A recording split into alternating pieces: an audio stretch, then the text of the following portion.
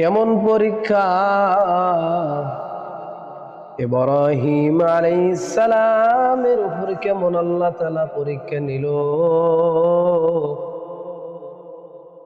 ছোট্ট সন্তান যখন জন্মগ্রহণ করলো, আল্লাহর হুকুম হইল সন্তানকে দূরে রেখে আসো।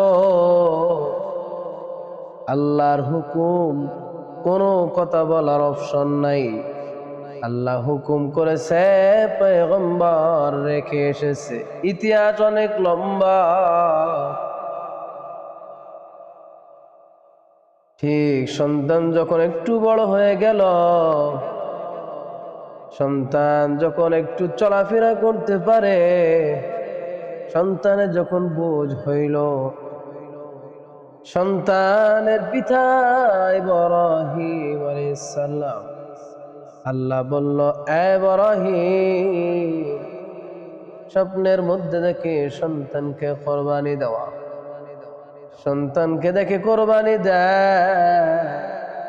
নবীদের স্বপ্ন তো আল্লাহর পক্ষ থেকে হয়। নবীরা স্বপ্ন দেখলে আল্লাহর পক্ষ থেকে ওই স্বপ্ন দেখানো হয়। মায়ার সন্তান, 65 বছর পর সন্তান এসেছে। কেমন পরীক্ষা আল্লাহর। আবার আল্লাহ ওই সন্তানকে কুরবানি দেওয়ার জন্য আদেশ করলো। তারপরও কেমন অটল।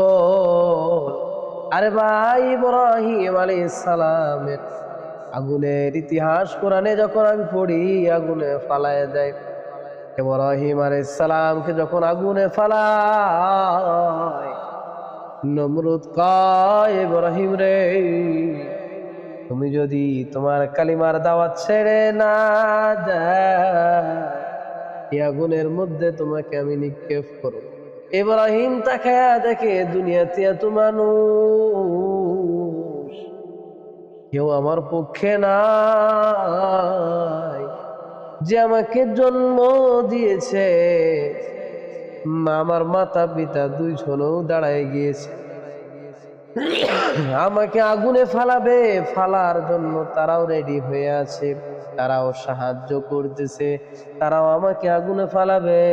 কেমন পরীক্ষা, কেউ নাই তার বসে। এর নাম তাকওয়া। সেই নবীকে বলে, ইব্রাহিম, তুমি কোরবানি দাও, কোরবানি দাও।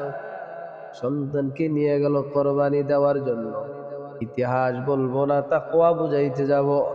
এবার সন্তানকে যখন বলল, সন্তান রে, আমি স্বপ্ন দেখলাম আমি তোমাকে কোরবানি দিতেছি।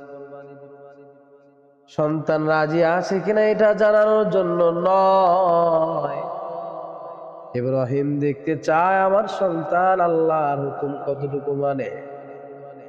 আর সন্তানও এমন সন্তান, সন্তানও বলেন, বাবা গো,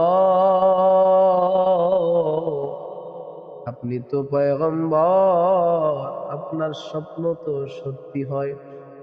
আপনি যা স্বপ্ন দেখেন এটা তো আল্লাহর পক্ষ থেকে হয়, এটা আপনি বাস্তবায়ন করেন। সাতাজিদুনি ইনশাআল্লাহ। ও আমার বাবা গো, আমি রেডি আছি, আমি প্রস্তুতি গ্রহণ করেছি, আমি প্রস্তুত, আমি ধৈর্য ধারণ করব, ধৈর্যশীল হব।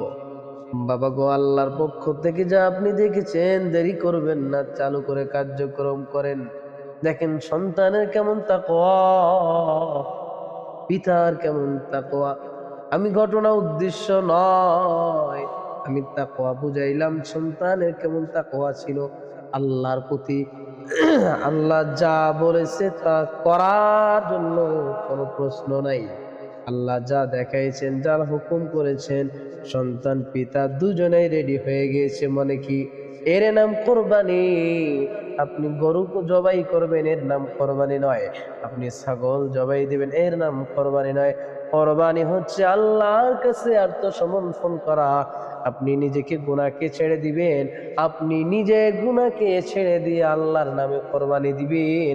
আল্লাহর কাছে রক্তও যাবে না, আল্লাহর কাছে মাংসও যাবে না, আল্লাহর কাছে চামড়াও যাবে না, বলে আপনার শুধু তাকওয়া যাবে। আমার আল্লাহ শুধু চায় বান্দার তাকওয়া।